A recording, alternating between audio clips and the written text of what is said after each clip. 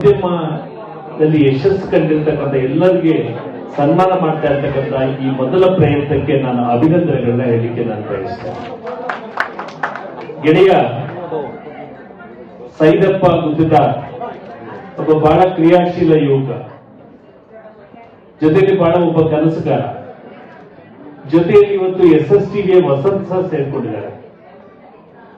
ಇವತ್ತು ಪೂಜ್ಯ ಶ್ರೀ ದೇವಿಕಾನಂದ ಮಹಾರಾಜರ ಆಶೀರ್ವಾದ ಪಡೆದು ಈ ಕಾರ್ಯಕ್ರಮ ಆರಂಭ ಮಾಡಿದ್ದಾರೆ.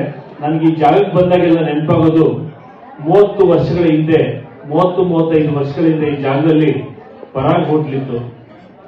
ಇಲ್ಲಿ ಪ್ರೆಸ್ ಕಾನ್ಫರೆನ್ಸ್ ಮಾಡ್ತಾ ಇದ್ದು. ನಾನು ಹೇಳಿದ 35 ವರ್ಷದಿಂದ ನನ್ನ ಕಾಲೇಜ್ ಡೇಸ್ ಅಲ್ಲಿ.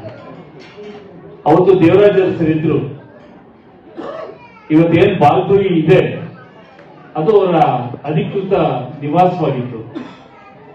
ದೇವರಾಜ ಅರಸರನ್ನ ನೋಡ್ಬೇಕು ಅಂತ ಹೇಳಿ ಬಹಳ ಪ್ರಯತ್ನ ಪಟ್ಟು ಒಂದ್ ದಿವಸ ಪ್ಯಾಲೇಸ್ ಅಲ್ಲಿ ಯಾವಾಗ ತಾನೆ ಅವರು ವ್ಯಾಯಾಮ ಮಾಡಿ ಸಿದ್ಧವಾಗಿ ಬಂದ್ ನಿಂತರು. ಆಗ ನನ್ನೊಂದು ಮಾತು ಕೇಳಿದೆ, ಏನಪ್ಪಾ ಏನ್ ವಿಷಯ, ಯಾಕೆ ಬಂದೆ ಅಂತ ಕೇಳಿದಾಗ ನಾನು ರಾಜಕೀಯಕ್ಕೆ ಬರ್ಬೇಕು ಅಂತ ಹೇಳಿದ್ರು. ಅವ್ರ ಮೇಲಿನ ಕೆಳಗಡೆ ನೋಡ್ಬಿಟ್ಟು ಏನ್ ಓದ್ತಾ ಇದ್ಯಾ, PUC ಒಂದು ಓದೋದ್ ಮುಗಿಸು ಆಮೇಲೆ ಬಾ ಅಂತ ಹೇಳಿದ್ರು. ನನಗೆ ಬಹಳ ಡಿಸಪಾಯಿಂಟ್ ಆಯ್ತು. ಏನ್ ಇವ್ರ ಜೊತೆ ರಾಜಕಾರಣಕ್ಕೆ ಬರ್ಬೇಕು ಅಂತಂದ್ರೆ ಈ ರೀತಿ ಅನ್ಬಿಟ್ರಲ್ಲ ಅಂತ ಹೇಳಿ. ಆಮೇಲೆ ಬಹಳ ವರ್ಷಗಳ ನಂತರ ಗೊತ್ತಾಯ್ತು ಆ ವ್ಯಕ್ತಿಯ ದೂರದೃಷ್ಟಿತ್ವ. ದೇವರಾಜ ಅರಸರು ಅಂದ್ರೆ ಈ ರಾಜ್ಯಕ್ಕಲ್ಲ, ರಾಷ್ಟ್ರ ಕಂಡಂತ ಅಪರೂಪದ ಮುತ್ಸದಿ ನಾಯಕ, ಬಹುಶಃ ಅಂತ ದೂರದೃಷ್ಟಿಯ ನಾಯಕ ಈ ದೇಶದ ಪ್ರಧಾನಮಂತ್ರಿ ಆಗ್ಬೇಕಾಗಿತ್ತು ಅಂತಕ್ಕಂಥ ಬಹಳಷ್ಟು ನನ್ನಂತವರ ಕನಸು. 20 ಅಂಶಗಳ ಕಾರ್ಯಕ್ರಮಗಳನ್ನ ಕೊಡೋದಲ್ಲದೆ ಬಹುಶಃ ಎಲೆಕ್ಟ್ರಾನಿಕ್ ಸಿಟಿ ಅಂತ ಏನಾದ್ರು ಬೆಂಗಳೂರು ನಗರದಲ್ಲಿ ಬಂದಿದೆ ಅಂತ ಹೇಳಿದ್ರೆ ದೇವರಾಜರ ದೂರದೃಷ್ಟಿ. 15 ಲಕ್ಷ ಗೇಣಿದಾರರಿಗೆ ಇನ್ಕ್ಲೂಡಿಂಗ್ ಇವತ್ತು ನಮ್ಮ ಕೋಟಾ ಶ್ರೀನಿವಾಸ್ ಪೂಜಾರ್ ಅವರು ಇವತ್ತು ಕೇಂದ್ರದಲ್ಲಿ ಸಂಸದರಾಗಿದ್ದಾರೆ. ಅವರ ಕುಟುಂಬವಾದಿಯಾಗಿ ಬಹಳಷ್ಟು ಜನ ಧ್ವನಿ ಇಲ್ಲದವರಿಗೆ ಧ್ವನಿ ಕೊಟ್ಟಂತವರು ದೇವರಾಜ ಅರಸರು. ಇಂತಹ ಮಹಾನ್ ವ್ಯಕ್ತಿಯ ಹೆಸರಿನಲ್ಲಿ ಇವತ್ತು ಸ್ಮರಣೆ ಮಾಡಿಕೊಳ್ಳೋದಿದೆಯಲ್ಲ, ಅದು ಬಹಳ ಮುಖ್ಯವಾಗಿರ್ತಕ್ಕಂಥದ್ದು. ವೇದಿಕೆ ಮೇಲಿರ್ತಕ್ಕಂಥ ನನ್ನ ನೆಚ್ಚಿನ ನಾಯಕರು ಹಾಗೂ ಈಶ್ವರಪ್ಪನವರ ಸುಪುತ್ರರು, ಬಹಳ ಉತ್ಸಾಹಿ ಮುಖಂಡರಾಗಿದ್ದ ಕಾಂತೇಶ್ ಅವರೇ, ಹಾಗೂ ಅಲೆಮಾರಿ ಹಾಗೂ ಅಲೆಮಾರಿ ಅಭಿವೃದ್ಧಿ ನಿಗಮದ ಅಧ್ಯಕ್ಷರಾದಂತಹ ಪಲ್ಲವಿರವರೇ, ಹಾಗೂ ವೇದಿಕೆಯಲ್ಲಿ ಉಪಸ್ಥಿತಕ್ಕಂಥ ಎಲ್ಲ ಗಣ್ಯಮಾನ್ಯರಿಗೂ, ನಿರೂಪಕರಿಗೂ, ಪ್ರತ್ಯಕ್ಷವಾಗಿ ಪರೋಕ್ಷವಾಗಿ ಈ ಒಂದು ಕಾರ್ಯಕ್ರಮದ ಆಯೋಜನೆಗೆ ಸಹಕಾರಿಯಾಗಿರ್ತಕ್ಕಂಥ ಎಲ್ಲರಿಗೂ ನನ್ನ ಅಭಿನಂದನೆಗಳನ್ನ ಸಲ್ಲಿಸ್ತಾ, ವಿಶೇಷವಾಗಿ ಸಾಧನೆಯನ್ನ ಗೈದು ಮತ್ತಷ್ಟು ಜವಾಬ್ದಾರಿಯನ್ನ ತಮ್ಮ ಮುಡಿ ಮೇಲೆ ಹೆಗಲ ಮೇಲೆ ಹೊರ್ಕೊಳ್ಳಿಕ್ಕೆ ಬಂದಿರ್ತಕ್ಕಂಥ ಎಲ್ಲ ಪ್ರಶಸ್ತಿ ಪುರಸ್ಕೃತರಿಗೂ ನನ್ನ ವಿಶೇಷವಾದ ಶುಭಾಶಯಗಳನ್ನ ತಿಳಿಸ್ತೇನೆ.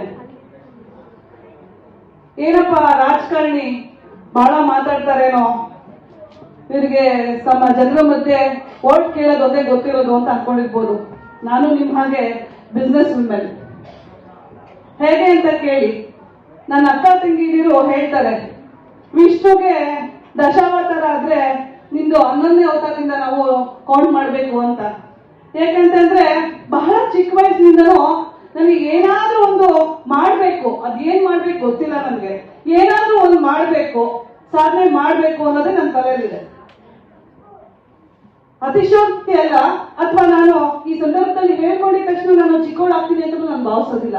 ಇಲ್ಲಿ ಬಂದಿರೋದು ಕಠಿಣ ಪರಿಶ್ರಮ, ಸಾಧನೆ ಮತ್ತು ಬದ್ಧತೆಯಿಂದನೇ ನೀವು ಯಶಸ್ವಿಯ ಉತ್ತುಂಗ ಏರಿರ್ತಕ್ಕಂಥದ್ದು.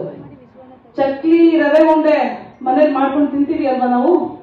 ಚಕ್ಲಿ ರವೆ ಉಂಡೆ ಮಾಡೋದ್ರಿಂದ ಹಿಡಿದು, ಉಪ್ಪಿನಕಾಯಿ ತಯಾರಿ ಮಾಡಿ ಮಾರೋದ್ರಿಂದ ಹಿಡಿದು, ಕಂಚಿಯಿಂದ ರೇಷ್ಮೆ ಸೀರೆಗಳನ್ನ ತಂದು ನನ್ನ ಸಹೋದರಿಯರಿಗೆ ಕಡಿಮೆ ದರದಲ್ಲಿ ಮಾರಾಟ ಮಾಡೋದ್ರಿಂದ ಹಿಡಿದು, ಗಂಗಾವತಿ, ಸಿಂಧೂರು, ಸಿರುಗುಪ್ಪ, ರಾಯಚೂರು ಈ ಭಾಗದಿಂದ ಅಕ್ಕಿಯನ್ನ ತಗೊಂಡ್ಬಂದು ಹೋಲ್ಸೇಲ್ ದರಕ್ಕೆ ತಿಂಗಳ ಸಾಲವನ್ನಾಗಿ ಕೊಟ್ಟು ವ್ಯಾಪಾರ ಮಾಡೋದ್ರಿಂದ ಹಿಡಿದು, ಬ್ಯೂಟಿ ಪಾರ್ಲರ್ ಇಟ್ಟು ಸಾಕಷ್ಟು ಹೆಣ್ಮಕ್ಳಿಗೆ ಆ ಒಂದು ತರಬೇತಿನ ಕೊಟ್ಟಿದ್ರಿಂದ ಹಿಡಿದು, ಇನ್ನೂ ಇದೆ ಇಷ್ಟು.